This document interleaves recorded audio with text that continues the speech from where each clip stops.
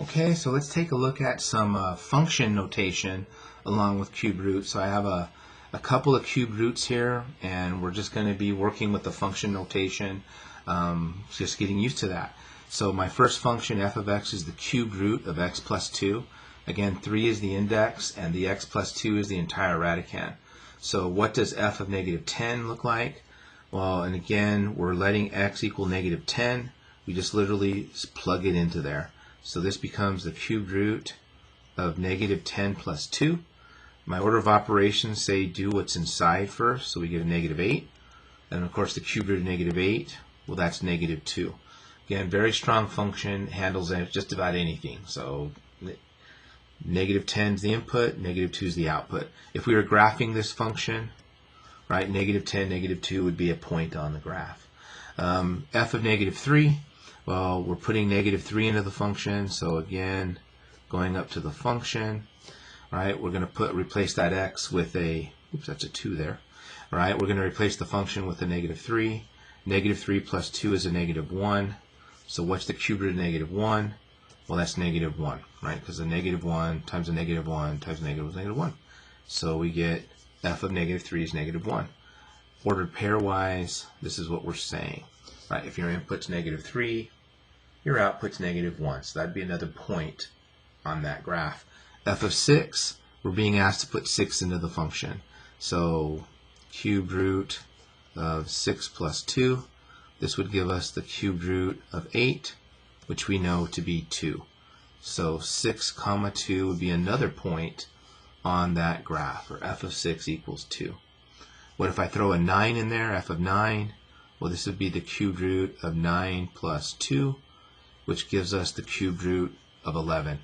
Unfortunately, this is not nice, but that's different than saying not real. This is a very real number. There is some number that I can cube to get 11.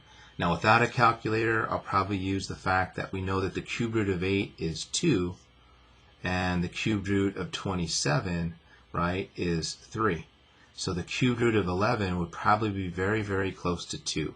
So maybe 2.1 or 2.2 or something of that nature.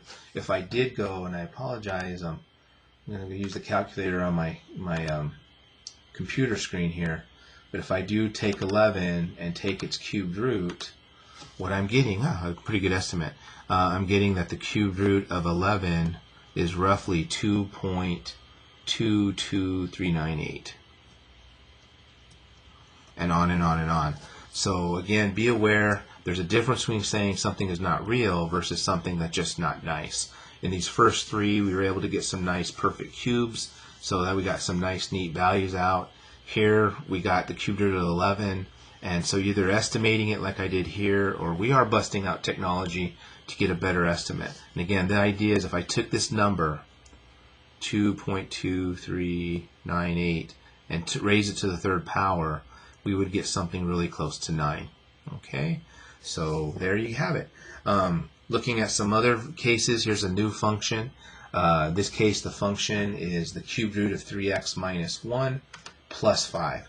Again, make sure we know where things are at.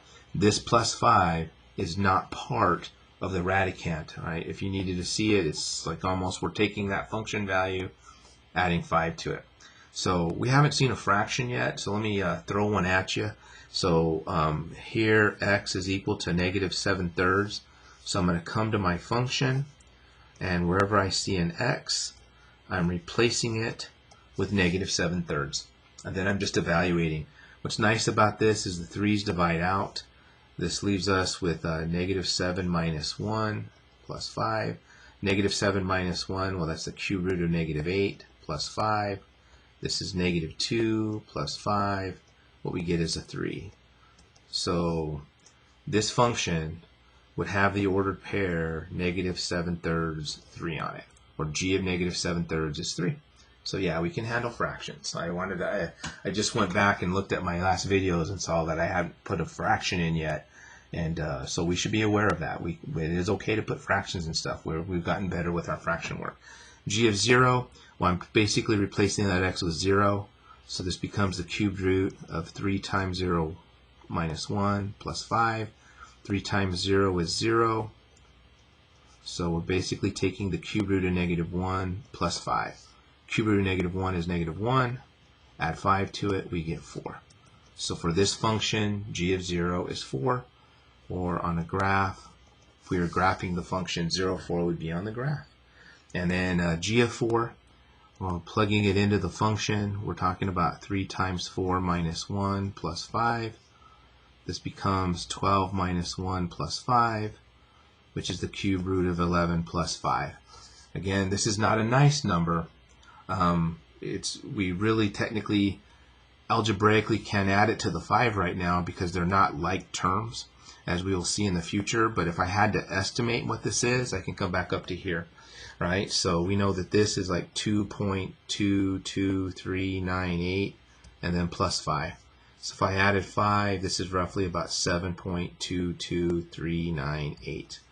Okay, so there would be a nice estimate of it. So it's very real. It still exists. It's just not a very nice number. All right, so that's function notation. In terms of domain, I should have put that a little lower. What's beautiful about this is we don't have to, as we've seen, it doesn't really matter if I plug in negatives or positives or 0. Cube roots are very, very strong functions. The domain is anything. You can put whatever you want in them and you're going to get an output. The challenge is to try to get a nice value in there where the output's nice and not nasty like these last two that we have over there. But those are still doable. Okay, you can either do them in your head or with an estimate, or truly bust out technology and get a really good idea. All right, so our last thing we need to talk about is graphing, and we'll do that in another video.